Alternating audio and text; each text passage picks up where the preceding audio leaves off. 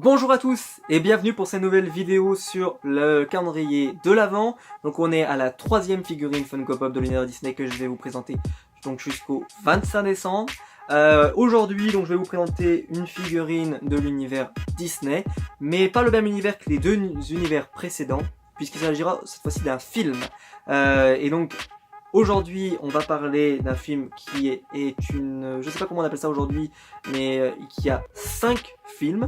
Un film que j'aime énormément, qui donc n'est pas un Disney animé mais qui est bien un film avec des vrais acteurs. Le personnage que je vais vous montrer aujourd'hui est peut-être le personnage le plus populaire de ce film. C'est un personnage que beaucoup de gens adorent.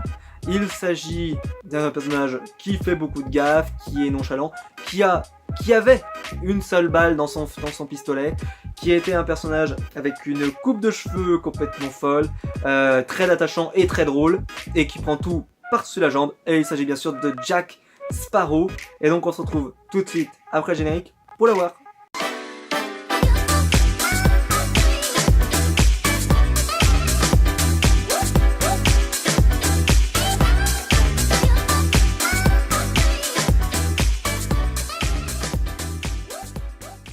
Donc voici les pops que nous avons dans le set Jack Sparrow, donc voici la boîte.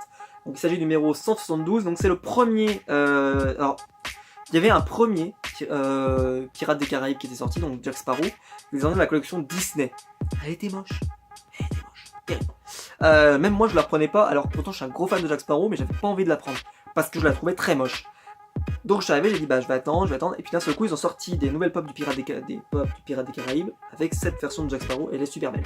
Et ils ont sorti encore une nouvelle version avec la revanche de Salazar. Vengeance de Salazar, je ne sais plus. Voilà, donc c'est le capitaine Jack Sparrow, très important le capitaine Jack Sparrow. C'est la numéro 172, Disney, Pirates des Caraïbes.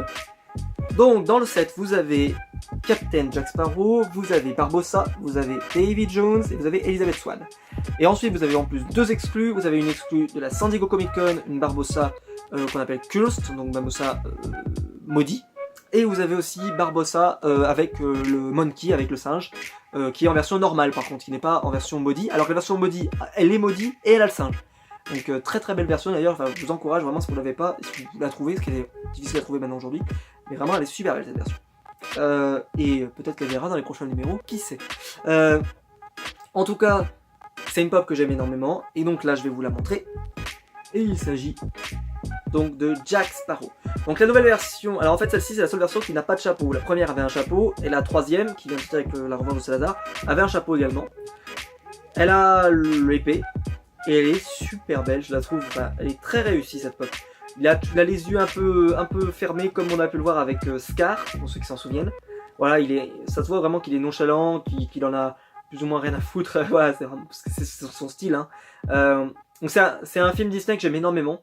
Voilà, ça fait partie des toutes premières pop que j'ai acheté de films, bien avant de me concentrer sur les figurines Disney. Hein. C'était vraiment un film que j'avais pris parce que c'est un film que j'aime beaucoup, au-delà que c'est un Disney. Voilà, j'aime beaucoup ce film, je trouve qu'il est réussi, il est intéressant, il se passe des choses, enfin c'est un très bon film, je l'aime beaucoup moi.